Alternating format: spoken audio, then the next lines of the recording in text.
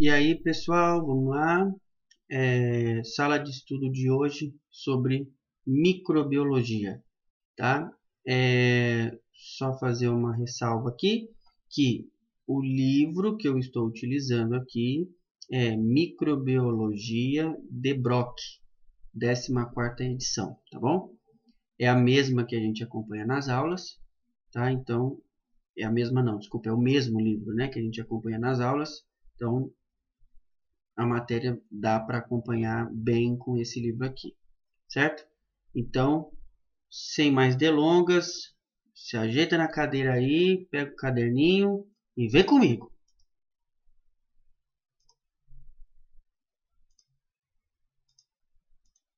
Então, vamos lá. Aqui, ó, hoje a gente vai falar bem rapidinho sobre o estágio de esporulação. Tá? O que é o estágio de esporulação? É a formação do endosporo. Tá? Então, o que acontece? A bactéria ela vive dois ciclos. O ciclo vegetativo, que está aqui, e o ciclo de esporulação. Tá? Então, esse ciclo vegetativo é o ciclo de crescimento da bactéria. Tá? Então, o que é esse crescimento aqui? Numa forma mais básica, seria aquela fissão binária. E aí, se você não assistiu a sala de estudo da fissão binária, volta lá, assiste para você poder entender essa parte aqui. Então, então aqui é uma fissão binária, tá? Uma célula mãe sozinha, ela vai fazer aquele processo de crescimento, alongamento e depois ela vai dar origem a duas células iguais, com o mesmo material genético, certo? Então, aqui é uma fissão binária. E esse crescimento é influenciado por vários fatores, lembra? A gente já falou também sobre isso. Então, pH, oxigênio, osmolaridade, nutrição, certo? Temperatura. Então, todos esses fatores aqui são influenciadores do crescimento da bactéria. Só que chega um momento que esse crescimento ele fica estacionado. E aí entra naquelas fases do crescimento, né?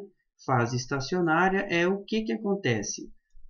Os fatores que influenciam ficam numa concentração um pouco mais baixa, o que interfere muito no crescimento da bactéria. Então, num determinado momento, ela para de crescer. E aí, ela começa a entrar nesse estágio de esporulação. Por quê? Primeiramente, por que ela faz isso?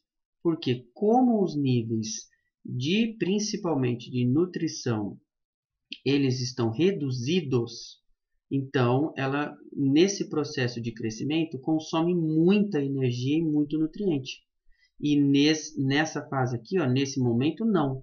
Então essa é uma das formas do porquê que a célula da bactéria sai do ciclo vegetativo e vem para o estágio de esporulação. Por quê? Os fatores que influenciam o crescimento estão numa concentração mais baixa, o que leva a célula da bactéria a ficar num estado mais quieto, um estado que vai utilizar menos energia, tá? Que é esse estágio aqui. E aí, quando é que esse estágio termina? Termina quando essa bactéria perceber que o ambiente que ela está agora já tem os fatores adequados para o próximo crescimento dela, tá? Então, o que é quando ela entra nessa fase aqui? Então, ela para o ciclo vegetativo, certo? E começa a fazer esse ciclo aqui.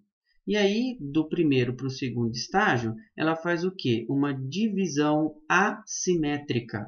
Por que assimétrica? Porque tá vendo aqui, ó? Não, ela não está divididinha no meio mesmo.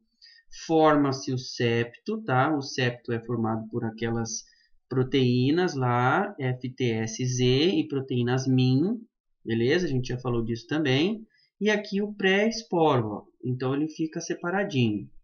Depois do estágio 2 para o 3, acontece o englobamento. O que é o englobamento? Esse pré-esporo que estava na periferia vem para o meio, ó. Vem para o meio. Então, a própria bactéria englobou o esporo, tá? E aí, do terceiro para o quarto estágio, o que acontece? Formação do córtex. O que é o córtex? É a borda, né? Borda, é a borda do esporo. Tá? Nesse momento também, o principal que acontece é a formação do córtex. Só que também forma parede celular e membrana. E o que é esses três juntos aqui?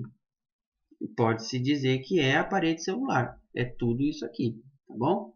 Então, principalmente o córtex é formado nessa hora, tá? E aí, do estágio 4 para o estágio 5, é formado a capa. Essa capa aqui é aquela cápsula de uma bactéria, tá? É ela.